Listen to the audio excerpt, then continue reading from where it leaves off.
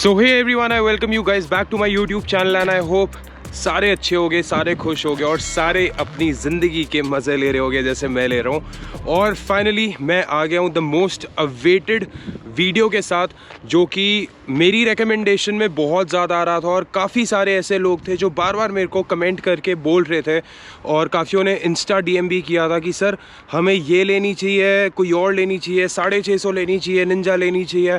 So finally I thought कि एक specific video बनाई जाए सिर्फ इसके ऊपर कि आरसी आपको क्यों नहीं लेनी चाहिए, क्यों लेनी चाहिए।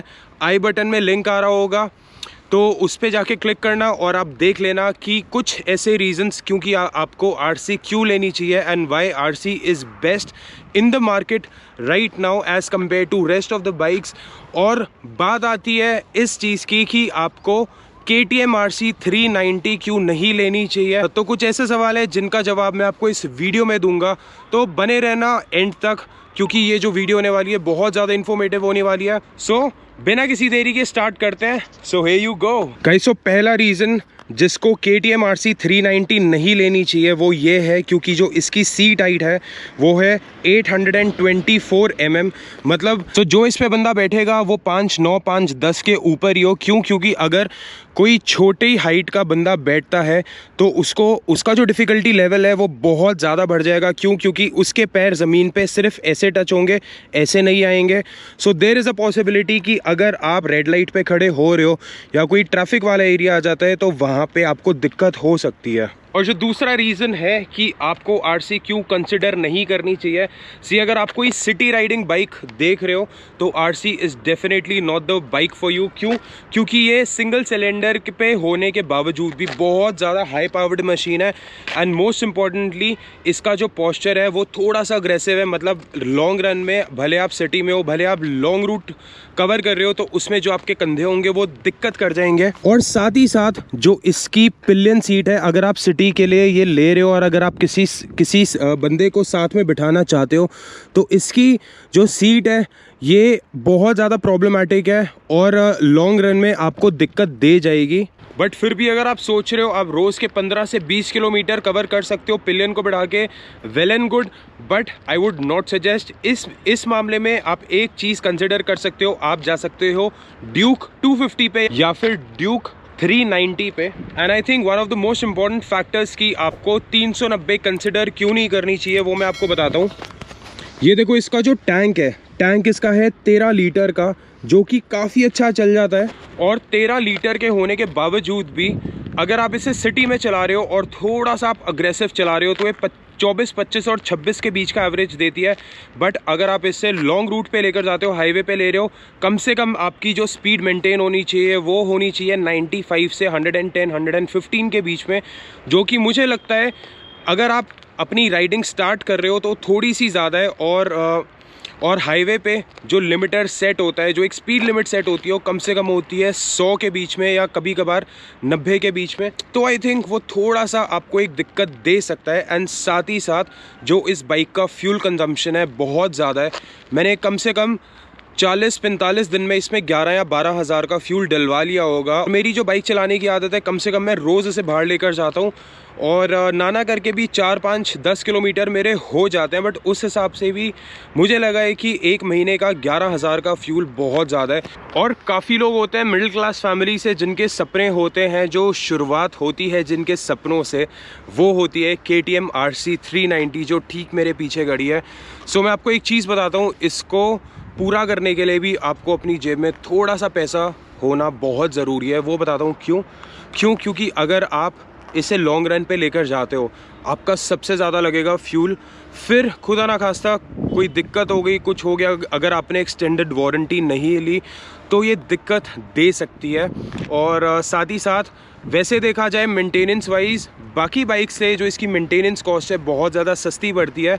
बट फिर भी कभी कुछ 19-20 हो जाती है तो इसके पार्ट्स जो हैं थोड़े से ओवर प्राइस्ड है।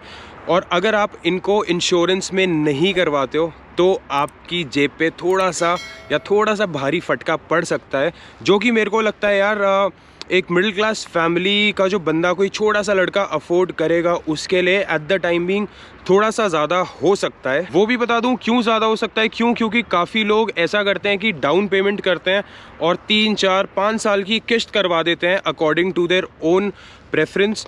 बट इसमें क्या होता है, आप किश्त भी दे रहे हो, उसके साथ आपको उसकी फ्यूल कॉस्ट भी निकालनी है और फ्यूल कॉस्ट के साथ आपको जो बेसिक मेंटेनेंस है, जो सर्विसिंग कॉस्ट है या कोई भी 19-20 हो जाती है, आपको उसके भी खर्चे उठाने होते हैं।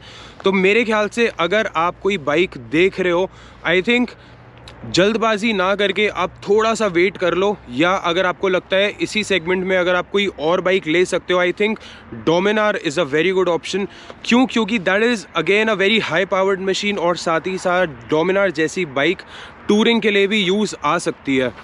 और काफ़ी सारे ऐसे लोग थे जो मेरे से पूछ रहे थे कि आप KTM RC 390 मोटो GP या नॉर्मल वेरिएंट पे भी आप टूरिंग कर सकते हो या नहीं कर सकते। See I would like to tell you, ये बहुत एक सब्जेक्टिव क्वेश्चन है और हर बंदे की एक अपनी राय होती है। मेरे जैसा बंदा, मैंने बहुत ज़्यादा बाइक चला लिया, मैं हद एक्सपीरियंस तो नहीं कहूँगा अपने आप को, बट उस हिसाब से मैंने इतनी बाइक चला लिया, ये भी थंडरबर्ड भी, अपनी फेज़र भी। सो उस हिसाब से अगर आप मेरे से पूछो as a solo rider, yes मैं इसे 700-800 किलोमीटर एक दिन में कर सकता हूँ बहुत इजीली। बट अगर यही बात आ जाती है कि पिलियन राइडर के साथ क्या मैं इतना लंबा चल सकता हूँ, तो the answer is absolutely no. अगर आपको पिलियन राइडर के साथ 400, 500 या 600 किलोमीटर भी चलना है, so I would always advise you to consider a bike like Duke 390 और ड्यूक 250, या आप डोमिनार 400 पे भी जा सकते हो, जो इस सेगमेंट में बहुत ही ज़्यादा अच्छा ऑप्शन होता है। सो बहुत लोग ये भी पूछते हैं कि अगर ये कंसिडर नहीं कर रहे हैं तो उसका एक और वजह क्या है, मतलब कोई और रीज़न है। तो एक रीज़न जो मेरे को लगता है कि अगर आपके पास बाइक आती है जो कम से कम 4 लाख रुपए की आ रही है, so there is always a thumb rule कि जितने की आप बाइक ले रहे हो, भले 2 लाख की हो, 3 लाख की हो, 4 लाख की हो, सो उसका 10% आप अपने गैस पे खर्च करो। तो अगर मैं इसकी बात लगाऊं तो 4 लाख का 10% जो हो जाता है 40,000 रुपये, क्या मैंने अपने गैस पे लगाए हुए हैं? सो दी आंसर इज़ येस, मैंने 40,000 से ज़्यादा ही अपने गैस पे लगाए हुए हैं। और थोड़ी टाइम टू टाइम मैं अपग्रेडेशन करता रहता हूँ जैसे ही मेरे पास पैसे आते हैं। सो इसका एक रीज़न ये भी है क्या कि मैं इस चीज़ के बारे में आपको नॉलेज देता रहूं, साथ साथ वीडियोस बनाने के साथ साथ।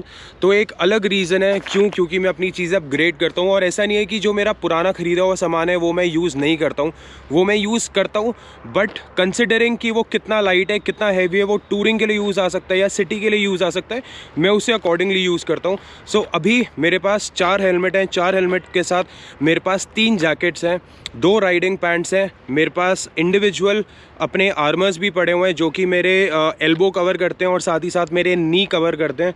सो आई थिंक कुछ ऐसी चीज़ें हैं जो बहुत ज़्यादा ज़रूरी हैं और इतनी हैवी बाइक लेने के बाद आप ऐसी चीज़ों को नज़रअंदाज नहीं कर सकते। क्योंकि अगर आपकी बाइक हाईवे पे इस स्पीड पे चल रही है और खुदा ना खास्ता कल को कोई कुत्ता आ जाता है या कुछ हो जाता है, सो आई थिंक आपके पास कुछ प्रॉपर गेयर्स होने बहुत ज़रूरी हैं जो आपको प्रोटेक्ट करें on the long run. Guys, और वैसे देखा जाए कि बाइक में कोई कमी है या नहीं है, ऑनेस्टली बताऊं अगर मैं कमियां देखता तो शायद मैं ये बाइक ना लेता और इसकी जगह शायद देयर इज़ अ पॉसिबिलिटी मैं कोई और बाइक कंसिडर करता। बट मुझे इसमें अपने हिसाब से, क्योंकि मैं ज़्यादातर सोलो चलता हूँ, इस वजह से I thought this is a perfect machine for me. And even more considering the fact कि मेरे पास घर पे एक रॉयल एनफील्ड थंडरबर्ड भी पड़ी है। सो मैं टिपिकल टूरिंग सेगमेंट में नहीं जाना चाहता था जब तक मैं BMW या ट्रायम्फ या किसी और पे नहीं चला जाता। But look wise colour wise और एक जो स्पोर्टी फील आता है, प्लस जो KTM ने इतनी प्रीमियम क्वालिटी दी है, I think this is the best machine that a person can have right now. But अगर आपका बजट है तभी इस पे जाओ, क्योंकि यार ये तेल बहुत पीती है। ऐसा नहीं है कि मैं बोलूँगा कि ये माइलेज नहीं देती है, माइलेज देती है, 25-26 की माइलेज देती है, बट इतनी हाई पावर्ड मशीन चलाने के बाद आपको यही नहीं पता चलता कि आप distance honestly on a daily basis कितना कवर कर रहे हो। सो आप ये देख कर बाइक लेना कि क्या आप 8 से 10 हज़ार रुपये का पेट्रोल एक महीने का निकाल सकते हो या नहीं। अगर निकाल सकते हो मेंटेनेंस के साथ, इससे बेहतर अभी तक मार्केट में बाइक नहीं है। सो आई होप आपको ये वाले आंसर्स जो बहुत ही आई होप ये जो आंसर्स थे जो बहुत लोग इतने टाइम से पूछ रहे थे related to my KTM RC 390 moto GP, वो आपको मिल गए होंगे। अब बिना किसी देरी के जल्दी चलते हैं क्योंकि बहुत ज़्यादा बोल दिया है।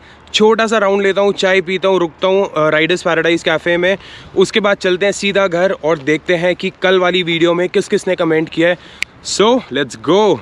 तब यहाँ से चलते हैं and I pretty much love this location. खाली रहता है, not too many people around. अब चलते हैं, चाय पीते हैं बढ़िया सा। Let's take a short spin and I hope आप सभी को अपने आंसर्स मिल गए होंगे जो जो सोच रहे थे कि यार लेनी चाहिए नहीं लेनी चाहिए, what is this bike all about. Guys, so अभी मैंने बाइक का जो ट्रैक्शन कंट्रोल है वो बंद किया और इसका पुल देखो।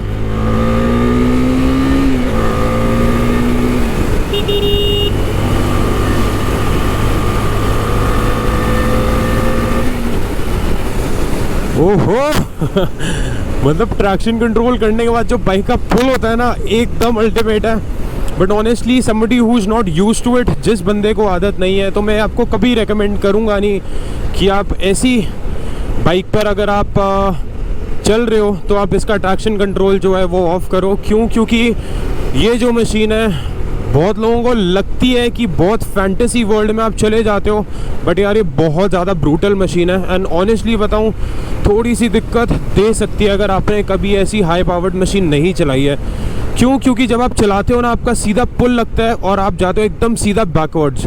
सो गाइस, पहुंच गए हैं हम राइडर्स पैराडाइज कैफ़े।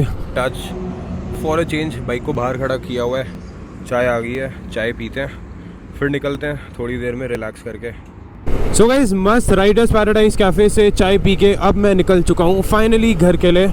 और सनसेट देखो कितना ज़्यादा सुंदर लगता है ना।